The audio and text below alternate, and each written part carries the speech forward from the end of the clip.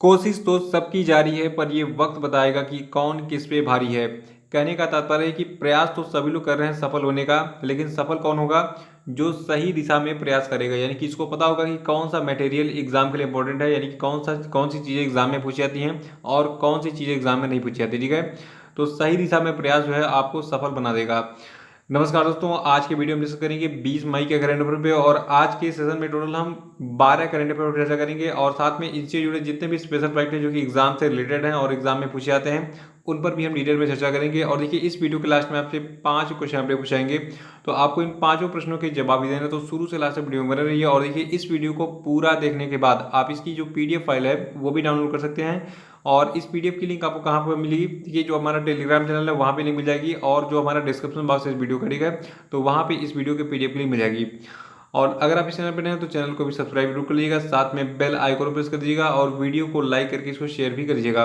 तो चलिए शुरू करते हैं आज के करंट अफेयर को। लेकिन सबसे पहले बात कर लेते हैं कल के करंट अफेयर में पूछे गए सभी क्वेश्चन अपडेट के सही उत्तरों की। देखिए, कल क्वेश्चन अपडेट का पहला प्रश्न था कि अंतरराष्ट्रीय संग्रहालय दिवस यानी कि इंटरनेशनल म्यूजियम डे जो है ये किस तिथि को मनाया गया? तो देखिए, ये तिथि आपकी है 18 मई। और दूसरा था कि हाल ही में किस व्यक्ति को दिल्ली विकास प्राधिकरण का उपाध्यक्ष अपॉइंट किया गया है? तो देखिए, इनका नाम है अनुराग जैन। और तीसरा था कि संघ लोक सेवा आयोग की नई सचिव कौन बनी है? तो देखिए, इनका नाम है वसुधा मिश्रा। और चौथा था कि हाल ही में किस व्यक्ति को राष्ट्रीय डोपिंग रोधी एजेंसी यानी कि नाडा के अनुशासन पैनल में फिर से शामिल किया गया? तो देखिए, इनका नाम है अखिल कुमार। और पांचवा था कि हाल ही में किस राज्य ने 16 मई 2020 को अपना 45वां राज्य दिवस मनाया? तो देखिए, ये राज्य आपका सिक्किम है, इसने भी हाल ही में अपना 16 मई को जो है 45वां राज्य दिवस मनाया है। और आज के रेट का पहला प्रश्न है कि किस राज्य सरकार ने प्रवासी मजदूरों के लिए चरण पादुका अभियान आरंभ किया? तो देखिए, इस चरण पादुका अभियान को आरंभ किया है मध्य प्रदेश की सरकार ने। और इस अभियान के अंतर्गत जो नंगे पांव लोग हैं, मजदूर है, ठीक है, जिनको जूते और चप्पल की जरूरत है, उनको जूते और चप्पल दिए जा रहे हैं, ताकि वो जो है अगर उनको पैदल चल के कहीं यात्रा करनी हो तो आराम से उससे यात्रा कर सके। तो चरण पादुका अभियान किसने शुरू किया है? मध्य प्रदेश की सरकार ने। और देखिए, मध्य प्रदेश राज्य जो है, यहाँ के मुख्यमंत्री कौन है? देखिए, इनका नाम है शिवराज सिंह चौहान। और यहाँ की जो राज्यपाल है, इनका नाम है लालजी टंडन। और मध्य प्रदेश की राजधानी क्या है? भोपाल है। और मध्य प्रदेश लोकेटेड कहाँ पे है? देखिए, मध्य प्रदेश एकदम बिल्कुल समझिए इंडिया के हार्ट में लोकेटेड है। और देखिए, मध्य प्रदेश के बारे में एक चीज एग्जाम में कई बार पूछी गई कि इसकी सीमाएं कितने राज्यों के साथ लगती हैं। तो आइए इसको थोड़ा सा मैप में हम देख लेते हैं। देखिए, मध्य प्रदेश जो है अपनी सीमाएं बनाता है उत्तर प्रदेश, राजस्थान, गुजरात, महाराष्ट्र और छत्तीसगढ़ के साथ, ठीक है। तो टोटल 5 राज्य ऐसे हैं जो कि मध्य प्रदेश से सीमा बनाते हैं। ये राज्य कौन से हैं? उत्तर प्रदेश, राजस्थान, गुजरात, महाराष्ट्र और छत्तीसगढ़। इसको नोट कर लीजिएगा आप। और दूसरा प्रश्न है कि हाल ही में किस देश के वैज्ञानिकों ने सुपर अर्थ की खोज की है? तो देखिए, सुपर अर्थ की खोज की है न्यूजीलैंड के वैज्ञानिकों ने। और न्यूजीलैंड की जो आपकी कैंटबरी यूनिवर्सिटी है, तो इसके जो खगोलविद हैं, इन्होंने इस ग्रह को खोजा है, इसका नाम है सुपर अर्थ। और देखिए, इनका ये शोध जो है अभी हाल ही में एस्ट्रोनॉमिकल जर्नल में प्रकाशित हुआ है। और जो आपका ये सुपर अर्थ नाम का ग्रह है, इसकी यह खास बात है, देखिए, ये ग्रह जो ये पृथ्वी के आकार का यानी कि शेप का है। और इसके साथ ही इसके अपने सूर्य की जो है कक्षा भी पृथ्वी की कक्षा की तरह ही है। तो अभी हाल ही में किसने सुपर अर्थ की खोज की है? न्यूजीलैंड के साइंटिस्ट यानी कि वैज्ञानिकों ने। इसको आप याद रखेंगे। और देखिए, जो आपका न्यूजीलैंड है, यहाँ के प्रधानमंत्री हैं जेसिनिया अर्डर्न और यहाँ की कैपिटल है वेलिंगटन। और न्यूजीलैंड की जो पॉपुलेशन है ये बहुत कम है, ये केवल है 48.9 लाख, ठीक है। तो इसको नोट कर लीजिएगा, न्यूजीलैंड की इंफॉर्मेशन जो है, ठीक है। और तीसरा प्रश्न है कि हाल ही में विश्व स्वास्थ्य संगठन के किस क्रम का वार्षिक विश्व स्वास्थ्य सभा का जो है आयोजन किया गया? तो देखिए, अभी हाल ही में जो आपका विश्व स्वास्थ्य संगठन है, तो इसकी जो है 73वीं विश्व स्वास्थ्य सभा का जो है आयोजन किया गया था। और देखिए, अभी कोरोना वायरस का संक्रमण चल रहा है, तो इसीलिए इसका कोई आयोजन स्थल नहीं रहा। वीडियो कॉन्फ्रेंस के माध्यम से जो है इसका आयोजन किया गया था, ठीक है। और देखिए, जो आपका ये 73वां सत्र था किसका? विश्व स्वास्थ्य संगठन के विश्व स्वास्थ्य सभा का, ठीक है। तो इसमें WHO के जितने भी सदस्य देश हैं, इनके प्रतिनिधि मंडलों ने हिस्सा लिया। और इस विश्व स्वास्थ्य सभा में भारत का प्रतिनिधित्व किया भारत के केंद्रीय स्वास्थ्य मंत्री डॉक्टर हर्षवर्धन ने। इसको आप नोट कर लीजिएगा। और देखिए, जो आपका विश्व स्वास्थ्य संगठन है, तो इसका हेडक्वार्टर है स्विट्जरलैंड के जेनेवा में। और इसकी स्थापना कब की गई थी? 7 अप्रैल 1948 को। देखिए, परीक्षाओं में बहुत बार पूछा जा चुका है अब तक कि जो आपका वर्ल्ड हेल्थ ऑर्गेनाइजेशन यानी कि विश्व स्वास्थ्य संगठन है, इसका हेडक्वार्टर कहाँ पे है? तो कहाँ पे है? स्विट्जरलैंड के जेनेवा में। चौथा प्रश्न है कि वीडियो आधारित केवाईसी विकल्प के जरिए केवाईसी स्वीकार करने वाला भारत का पहला बैंक कौन बन गया है? तो देखिए, इस बैंक का नाम है कोटक महिंद्रा बैंक। याद रखिएगा कि कोटक महिंद्रा बैंक जो है, ये जो है वीडियो आधारित केवाईसी। देखिए, केवाईसी का पूरा नाम क्या है? देखिए, केवाईसी का पूरा नाम है नो योर कस्टमर, ठीक है। और केवाईसी के रूप में आपसे जो है बैंक वाले क्या मांगते हैं? आधार कार्ड, पैन कार्ड या फिर कोई भी आईडी प्रूफ, ठीक है। किस लिए? ताकि आपकी पहचान हो सके। तो इसीलिए केवाईसी का पूरा नाम क्या है? Know your customer. तो आपको जानने की कोशिश करते हैं वो आपको इस केवाईसी के माध्यम से। तो वीडियो आधारित केवाईसी विकल्प के जरिए केवाईसी स्वीकार करने वाला भारत का जो पहला बैंक बना है, इसका नाम है कोटक महिंद्रा बैंक। और देखिए, जो आपका कोटक महिंद्रा बैंक है, इसकी स्थापना 2003 में हुई थी और इस बैंक का मुख्यालय महाराष्ट्र के मुंबई में है। और जो आपका कोटक महिंद्रा बैंक है, इसके प्रबंध निदेशक और सीईओ हैं उदय कोटक।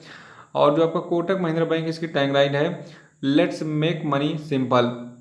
पांचवा प्रश्न है कि हाल ही में किसने बाल को चमकाने के लिए, यानी कि बाल का मतलब गेंद हो गया, ठीक है, तो गेंद को चमकाने के लिए थूक के इस्तेमाल पर प्रतिबंध लगाया? तो देखिए, अभी हाल ही में जो का इंटरनेशनल क्रिकेट काउंसिल है, यानी कि अंतर्राष्ट्रीय क्रिकेट परिषद है, इसने जो है कहा है कि जो आपके बॉलर्स हैं, ठीक है, तो ये बॉलिंग करते हैं उससे पहले उससे थूक लगा के उसको चमकाते हैं ताकि बाल जो है स्विम करे। तो अब जो है बाल पे वो थूक ने जो है नहीं लगा पाएंगे, ठीक है। तो अभी हाल ही में इंटरनेशनल क्रिकेट काउंसिल ने जो है बाल को चमकाने के लिए थूक के इस्तेमाल पर प्रतिबंध लगा दिया है, ये चीज़ याद रखिएगा। देखिए, जो आपका अंतर्राष्ट्रीय क्रिकेट परिषद है, तो इसकी जो क्रिकेट समिति, इसने गेंद पर साइन लाने के लिए थूक के इस्तेमाल पर कोविड-19 के जोखिम के कारण प्रतिबंध लगाने की भी हाल ही में सिफारिश की है। और देखिए, आपका इंटरनेशनल क्रिकेट काउंसिल है, यानी कि जो आपका अंतर्राष्ट्रीय क्रिकेट परिषद है, तो देखिए इसके अध्यक्ष हैं वर्तमान में शशांक मनोहर जी और इसके मुख्य कार्यकारी अधिकारी हैं मनु साहनी। और इसका मुख्यालय आपका स्थित है संयुक्त अरब अमीरात के दुबई में। छठा प्रश्न है कि कौन सी फुटबॉल लीग कोविड-19 लॉकडाउन के बाद दोबारा शुरू होने वाली दुनिया की पहली प्रमुख खेल स्पर्धा बन गई है? तो देखिए, जो आपकी बुंदेसलीगा है, ये जो है कोविड-19 लॉकडाउन के बाद दोबारा शुरू होने वाली दुनिया की पहली खेल स्पर्धा बन गई है। देखिए, जो आपकी बुंदेसलीगा है, ये जो है जर्मनी की एक प्रसिद्ध फुटबॉल लीग है। और आपको बता दूं, जो आपका बुंदेसलीगा है, तो ये जो है इस बार बिना दर्शकों के खेला गया, यानी कि दर्शकों के बगैर ही जो है इसका आयोजन किया गया था, ताकि दर्शक बैठेंगे पास पास में तो कोविड-19 का संक्रमण हो जाएगा। तो केवल प्लेयर ही ग्राउंड में उतरे और उन्होंने इस मैच को खेला, बाकी सब लोगों ने टीवी पर या फिर जहां भी हो इसका लाइव टेलीकास्ट देखा। देखिए, बुंदेसलीगा का मतलब क्या है? देखिए, बुंदेसलीगा का मतलब है फेडरल लीग, यानी कि संघीय लीग। और इस खेल की शुरुआत की गई थी 1963 में, किस देश में? जर्मनी में। सातवां प्रश्न है कि विश्व बैंक ने कोविड-19 महामारी के कारण अपने ग्राहकों की वित्तीय जरूरतों को पूरा करने के लिए 30 जून 2020 तक 7.85% वार्षिक ब्याज दर पर जो है ऋण उपलब्ध कराने के लिए अभी हाल ही में गोल्ड लोन अभियान शुरू किया है। तो देखिए, इस बैंक का नाम है केनरा बैंक। याद रखिएगा कि केनरा बैंक ने अभी हाल ही में कोविड-19 महामारी के कारण अपने ग्राहकों की वित्तीय जरूरतों को पूरा करने के लिए 30 जून 2020 तक जो है 7.85% वार्षिक ब्याज दर पर ऋण उपलब्ध कराने के लिए भी हाल ही में गोल्ड लोन अभियान स्टार्ट किया है। और देखिए, इस लोन का जो इस्तेमाल है, ये विभिन्न उद्देश्यों जैसे कि कृषि से संबंधित गतिविधियों के लिए खर्च, व्यावसायिक जरूरतें, स्वास्थ्य आपात स्थिति और व्यक्तिगत जरूरतों आदि के लिए जो है किया जा सकता है। आठवां प्रश्न है कि हाल ही में भारतीय नौसेना में कौन सा युद्धपोत जो है ये शामिल हुआ है? तो देखिए, बिहार में एक युद्धपोत है जिसका नाम है INLCU-L57, ठीक है। तो इसको भारतीय नौसेना में शामिल किया गया है। देखिए, जो आपका ये लैंडिंग क्राफ्ट यूटिलिटी शिप है, इसका नाम है INLCU-L57। तो इसको जो अभी हाल ही में पोर्ट ब्लेयर में भारतीय नौसेना में कमीशन किया गया है। और देखिए, इस युद्धपोत जिसका नाम है INLCU-L57, तो इसका निर्माण किया है guardian rich ship builders and engineers limited के द्वारा। और देखिए, जो आपका ये INLCU-L57 है, ये जो है LCU मार्क 4 श्रेणी का जो है 7वां युद्धपोत है क्रम से। तो क्रम भी इसका याद रखिएगा। और नवा प्रश्न है कि national real estate development council के नए महानिदेशक कौन बने? तो देखिए, अभी हाल ही में जो आपके राजेश गोयल है, इनको अपॉइंट किया गया है national real estate development council का नया महानिदेशक। और जो आपका national real estate development council है, तो देखिए इसकी स्थापना की गई थी 1998 में और इसकी पेरेंट ऑर्गेनाइजेशन है ministry of housing and urban affairs और इसका मुख्यालय नई दिल्ली में स्थित है। 10वां प्रश्न है कि हाल ही में कर्नाटक के centre of excellence in cyber security के द्वारा पुराने भारतीय स्टार्टअप का समर्थन करने के लिए किस कार्यक्रम को शुरू किया गया? तो देखिए, इस कार्यक्रम का नाम है हैक। याद रखिएगा कि हाल ही में कर्नाटक के centre of excellence in cyber security के द्वारा जितने पुराने भारतीय स्टार्टअप हैं उनको समर्थन प्रदान करने के लिए हैक नामक एक कार्यक्रम शुरू किया गया है। और इसके जो ये centre of excellence in cyber security है, ठीक है, तो ये भारतीय विज्ञान संस्थान यानी कि Indian institute of science Bengaluru के परिसर में स्थित है। 11वां प्रश्न है कि हाल ही में किस भाषा के लेखक और नाटककार जिनका नाम था रत्नाकर मतकरी, इनका जो है कोविड-19 के कारण निधन हो गया। तो देखिए आपके रत्नाकर मतकरी थे, ये जो मराठी भाषा के लेखक और नाटककार थे और इन्होंने कुछ फिल्में भी प्रोड्यूस की थी, ठीक है।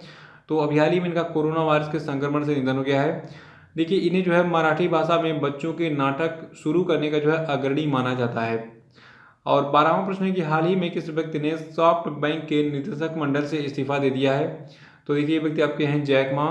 देखिए जैक मा जो है ये कंपनी है अली बाबा, ठीक है, तो अली बाबा के ये फाउंडर यानी कि संस्थापक भी हैं। तो जो आपकी जैक मा है इन्होंने हाल ही में सॉफ्ट बैंक के निदेशक मंडल से इस्तीफा दे दिया है। देखिए इनकी जो कंपनी अली बाबा है ये जो है चाइना कंपनी है, ये भी एक चाइनीज व्यक्ति हैं। और जो आपका सॉफ्ट बैंक है तो देखिए इसके वर्तमान में सीईओ हैं मासायोशी सोन और इसका मुख्यालय जापान की राजधानी टोक्यो के मिनातो सिटी में स्थित है और इसकी स्थापना 3 सितंबर 1981 को की गई थी। तो सॉफ्ट बैंक के बारे में और जैक मा के बारे में दोनों चीज़ याद रखिएगा, लेकिन सबसे पहले याद रखना है कि हाल ही में जैक मा ने जो है सॉफ्ट बैंक के निदेशक मंडल से इस्तीफा दे दिया है। तो ये थे आपके आज के 12 महत्वपूर्ण करंट अफेयर। और अब हम बात कर लेते हैं आज के सभी क्वेश्चन पे। तो सभी लोग इसका आंसर देंगे कमेंट बॉक्स में डिटेल में वो भी।